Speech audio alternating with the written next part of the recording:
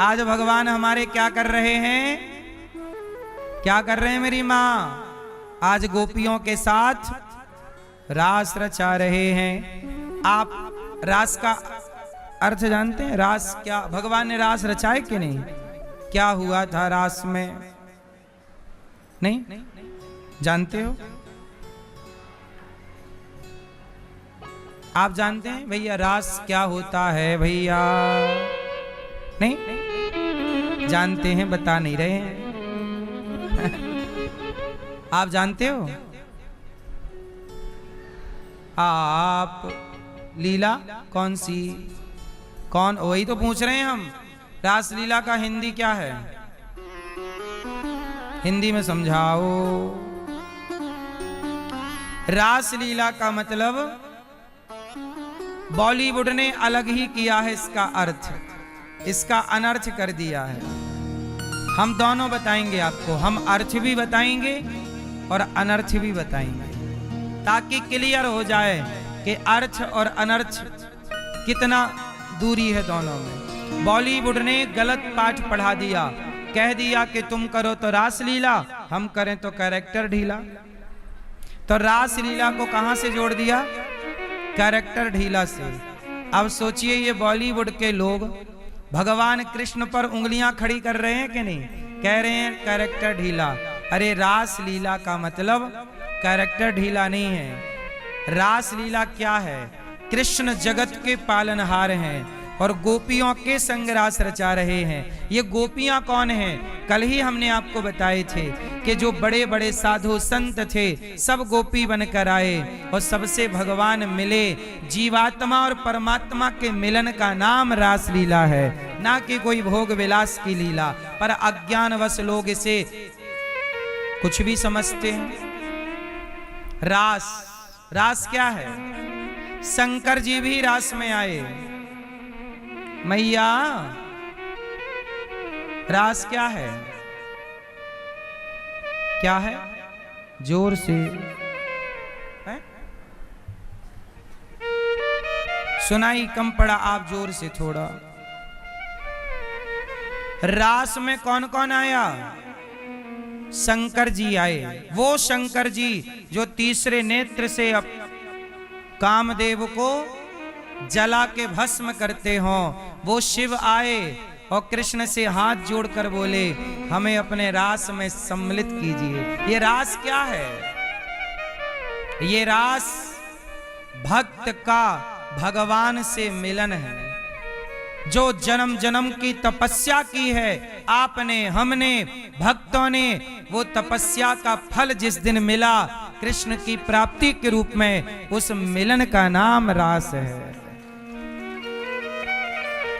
इसलिए भगवान गोपियों के संग रास रचाते हैं। सारी गोपियों को भगवान ने बुलाया। निशम्य गीतम तदनंग वर्धनम ब्रजश्रियः कृष्ण गृहीत मानसा आजग्मुरन्योन्यमलक्षितोद्यमा सयत्र कांतो जबलोल कुंडला। आज भगवान ने सारी गोपियों का आवाहन किया, पुकारा, सबको बुलाया, आओ आओ। सारी गोपियां आईं। दोहन्त्यो भी अयो काश्चित् दोहम हित्वा समुत्सुकाः। जो गोपी जो काम कर रही थी, गोपी ने अपने उस काम को वहीं छोड़ा और दौड़ पड़ी कृष्ण से मिलने के लिए। क्या हो गई मेरी माँ? कृष्ण से, जोर से, कृष्ण से मिलने के लिए सखी दौड़ पड़ी। क्या हुआ? जोर से, दौड़ पड़ी, कृष्ण से मिलने के लिए दौड़ी। इसलिए भगवान अपनी गोपियों को बुलाए क्यों? कि जो तुमने तपस्या की है, मेरे से प्रेम किया है, उस प्रेम का मैं फल दूंगा। अच्छा ये बताओ, जब भगवान कभी आपसे मिलेंगे, आप बहुत प्रेम करते हैं भगवान से, और जब भगवान मिलेंगे तो आप कैसे मिलोगे? मैया आपको जब भगवान मिलेंगे तो कैसे मिलोगे? जोर से कैसे मिलोगे? बोलो, कैसे मिलना है? देखो, मिलन कितने तरह का होता है, मैं मिलन बताता हूं। एक मिलन होता है माँ बेटे का, एक मिलन होता है पति पत्नी का, एक मिलन है प्रेमी और प्रेमिका का, हाँ या ना? एक मिलन है गाय और बछड़े का। बोलो हाँ। क्यों? गाय बछड़े का भी तो मिलन है।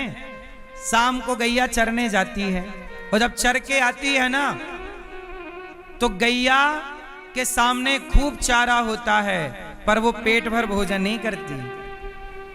शाम होते ही खाना छोड़कर, चारा छोड़कर दौड़ती हुई माँ माँ, दौड़ती हुई किसके पास? अपने बछड़े की ओर। और बछड़ा भी समझ लेता है कि टाइम हो गया, वो भी खूंटे से ऐसे ऐसे खींचने लगता है। बोलो हाँ। जबकि उसके पेट में अभी भूख है, बच्चा पैदा नहीं हुआ था तो 6 बजे तक चरती थी गाय, और अब बच्चा हो गया तो 5 बजे भागने लगती है। ये बात मैं खुद गैया चराया हूं, मुझे पता है। पेट नहीं भरता उसका, फिर भी भाग जाती है। बोलो ये बात सही है गलत है? ये मिलन है। गाय अपने बछड़े से मिलने के लिए, और जैसे ही मिलेगी उसे चाटेगी, जैसे ही मिलेगी उसे क्या करेगी?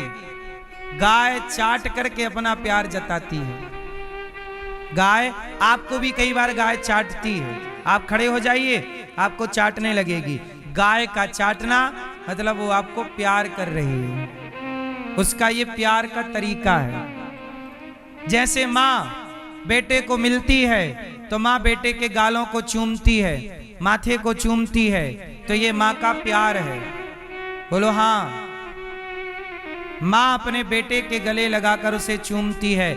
ऐसे ही जब भक्त भगवान से मिलते हैं तो भगवान भी उन्हें अपने हृदय से लगाते हैं। जैसे सुदामा को लगाया, सुदामा को गले लगाकर भगवान ने अपने सिंहासन पर बिठाया, ऐसे गोपियों को गले लगाकर अपने गोद में बिठाया। अब ये मिलन है जीवात्मा और परमात्मा का। लेकिन इस लीला को कोई कामी व्यक्ति देखेगा तो वो काम की नजर से देखेगा। क्या है, एक लड़का मचल गया, अपने बाप से बोला कि मैं पिताजी सब कुछ लाल लाल लाल लाल देखना चाहता हूं, आप ऐसा करो माँ को भी लाल करो, आप भी लाल हो जाओ, घर को भी लाल करो, पानी को भी लाल, आकाश भी लाल, पेड़ पौधा भी लाल। क्या संभव था? जोर से जोर से जोर से था। बाप गया बाजार और 50 रुपया का चश्मा ले आया लाल कलर का, ठोक दिया उसकी आंखों में। अब वो जिसे देख रहा है सब लाल लाल दिख रहे हैं। माँ लाल, बाप लाल, आकाश लाल, पेड़ पौधे लाल, सब लाल, क्योंकि चश्मा लाल है। यदि चश्मा प्रेम का है तो कृष्ण की रास लीला प्रेम की लीला नजर आएगी, और चश्मा ही काम का लगा के देखोगे, वासना का लगा कर देखोगे तो हर जगह तुम्हें वासना ही वासना नजर आएगी। फिर वासना के चश्मे से देखो। ऐसा है ना, हिरण्यकश्यपु के चश्मे से देखोगे तो ये खंबा है, पर प्रहलाद के चश्मे से देखोगे तो ये भगवान है। कहो। हिरण्यकश्यपु कहता है ये तो पत्थर का खंबा है, ये तो पत्थर का खंबा। बोल तेरा भगवान कहां है, बता तेरा भगवान। प्रहलाद जी बोले पिताजी मुझे तो सब में दिख रहे हैं, इस खंबे में भी, आप में भी, इसमें भी, यहां भी, कण कण में। हिरण्यकश्यपु बोला मुझे क्यों नहीं दिखता? क्योंकि हिरण्यकश्यपु का चश्मा अभिमान का चश्मा है। कौन सा चश्मा है? अभिमान के चश्मे से देखोगे तो दुर्योधन को भी कुछ नहीं दिखा। अभिमान के चश्मे से देखोगे तो रावण को भी कुछ नहीं दिखा। और यदि प्रहलाद और अर्जुन और विभीषण के चश्मे से देखोगे तो वहीं तुम्हें भगवान के दर्शन हो जाएंगे, परमात्मा दिखेंगे। अब देखना ये है आप लोगों के पास चश्मा कौन सा है। क्यों मेरी माँ, कौन सा चश्मा है आपके पास? हिरण्यकश्यपु वाला कि प्रहलाद जी वाला? कौन सा वाला? रावण वाला कि विभीषण वाला? कौन सा आपके पास, कौन सा चश्मा है भैया के पास? कौन सा चश्मा नहीं है आपके पास? कोई सा भी नहीं? हम दे रहे हैं, एक ले लो।